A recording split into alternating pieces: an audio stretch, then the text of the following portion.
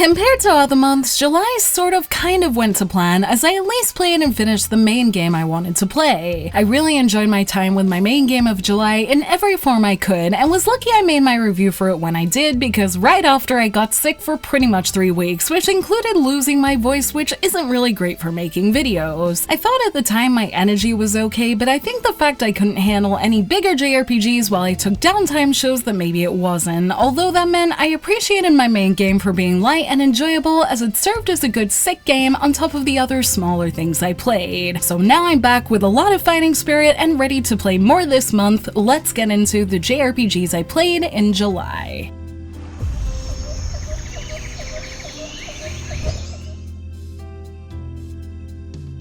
With Atelier as my favorite series, of course my biggest plan for July was to play Atelier Mari Remake, which I was able to do thanks to a review code that meant I could finish it and get a review up for it in good time, just before I gave the rest of my free time to resting. I think it's been obvious from the amount of content I've posted about it that I really enjoyed this take on Atelier's first game, so much so that I happily continued my second playthrough of it, motivated by the blank spaces I could see in the gallery that you unlock after you finish it. Being sick didn't stop me playing more, so since finishing, I've finally seen all its mini-games, unlocked more events, taken down a hidden boss, and I'm still hoping to find time to dive in, this time motivated by potentially completing its lists 100%, and when I'm not doing that, the Japanese Plus version also stays on my phone as a good time killer that is still enjoyable in its more menu-based form too. I'll put all my Mari-related content, including my review, into a playlist so you guys can check out my Mari thoughts and tips easily, and would be curious to hear if Mari Remake was a hit or miss for you guys, as it seems to be that kind of game. For me, it was a very cozy place to spend time with during July, so I'm happy it came out in the West, and I'm crossing my fingers we see more old Ateliers come out in a similar way someday too.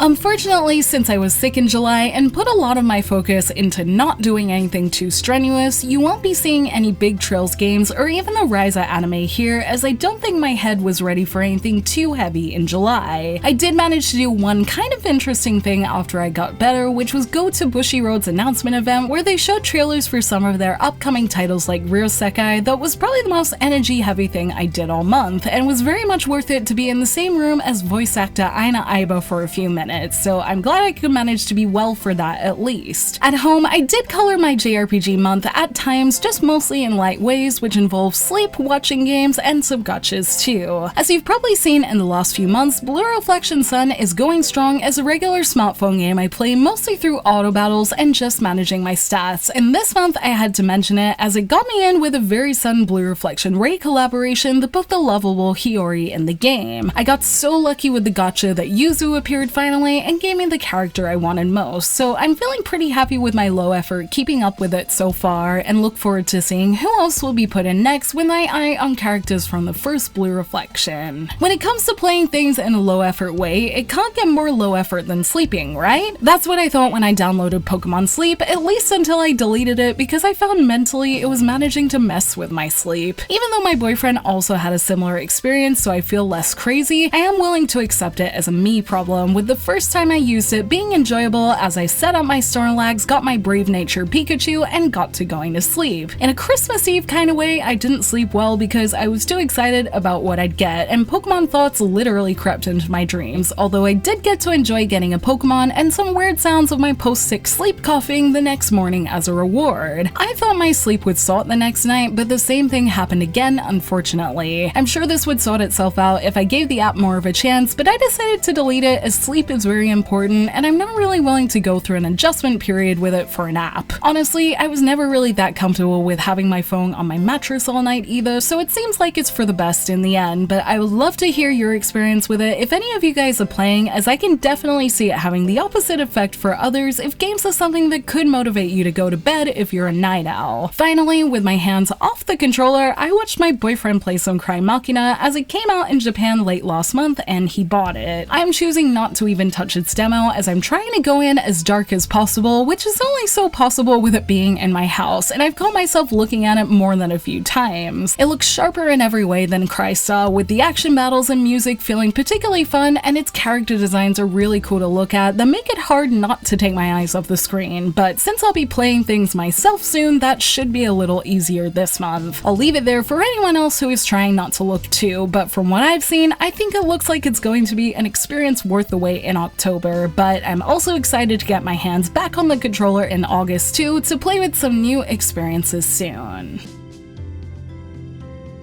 Once I got better in July, I immediately thought that I wanted to play more this month, and that's resulted in some codes already in my inbox, plans to play a few releases, and even the hope that I can fit in some JRPG related anime. Akiba's Trip fell into my inbox a few short days ago that I'll be trying on Switch right after making this video. I've been wanting to play it for a really long time, possibly even before I went to the real Akihabara here, and with this new version being the director's cut with new DLC added in and it making its way to the Switch for the first time, I'm excited to check it out and see if it's something I'll enjoy. After that, I'm also planning to take a look at Rhapsody Marl Kingdom Chronicles as a rare older style pick from me, and there's something about the aesthetic of this that I find adorable that has made one of these more pixel style releases appeal to me outside of series I'm more familiar with like Final Fantasy. I am a little nervous on whether it'll hook me or not as I haven't played something like this in a while, but it's also so pink and musical looking I'm willing to give it a try, and I'm looking forward to sharing my thoughts on whether it gets me in or not. Outside of this, I do hope to at least touch my backlog this month, whether it be with Trails or the Ryza anime I still haven't managed to go near yet, but while making this video I also received an additional review code, so it might just be new releases for me this month unless something is shorter than expected. Ultimately though, I'm excited to get more into bigger JRPGs in August after a pretty unanticipated break, and I hope we can all have fun diving into the unique releases August will bring.